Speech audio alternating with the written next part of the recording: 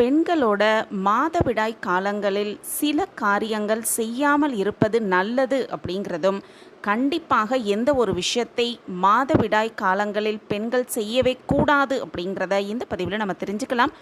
வணக்கம். நம்ம இறையொளி திருவருள் சார்பாக உங்கள் எல்லாருக்குமே அன்பான வணக்கங்க.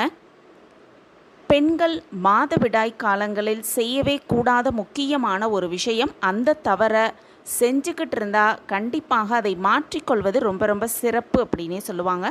அந்த வகையில் செய்யவே கூடாத தவறு என்ன அப்படிங்கிறத நம்ம தெரிஞ்சுக்கலாம். மாதவிடாய் காலங்களில் பொதுவாக செய்யக்கூடாத விஷயம் அப்படின்னு நிறைய விஷயங்கள் இருக்குது. அதிலும் குறிப்பாக ஒரே விஷயம் கண்டிப்பாக செய்யவே கூடாது. அதிகப்படியான உடல் உழைப்பு மாதவிடாய் காலங்களில் செய்யவே கூடாது.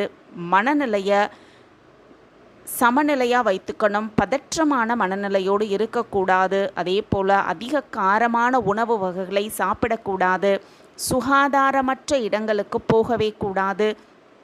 அதே போல் இந்த மாதிரி விஷயங்களை தவிர்த்து விடுவது ரொம்ப ரொம்ப நல்லது. அதே போல் மாதவிடாய் காலங்களில் பெண்கள் கண்டிப்பாக தவிர்க்க வேண்டிய ஒரு விஷயம் என்ன அப்படின்னு பார்த்தோன்னா, மலர் வைத்து கொள்வது. அதுவும் நறுமணமிக்க மலர்கள், முல்லை, மல்லிகை, இந்த மாதிரி மலர்களை தலையில் சூட்டிக்கொள்வது அப்படிங்கிறது மிக மிக ஒரு தவறான விஷயம். அதே போல் பெண்கள் மாதவிடாய் காலங்களில் கோவிலுக்கு செல்லக்கூடாது அப்படிங்கிறது அறிவியல் ரீதியாக நிரூபிக்கப்பட்ட உண்மையாகவே சொல்லப்பட்டிருக்கு.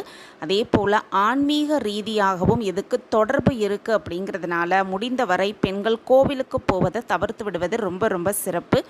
அதே போல் கடல் பக்கத்தில் செல்வதையும் தவிர்த்து விடுவது ரொம்ப ரொம்ப நல்லது.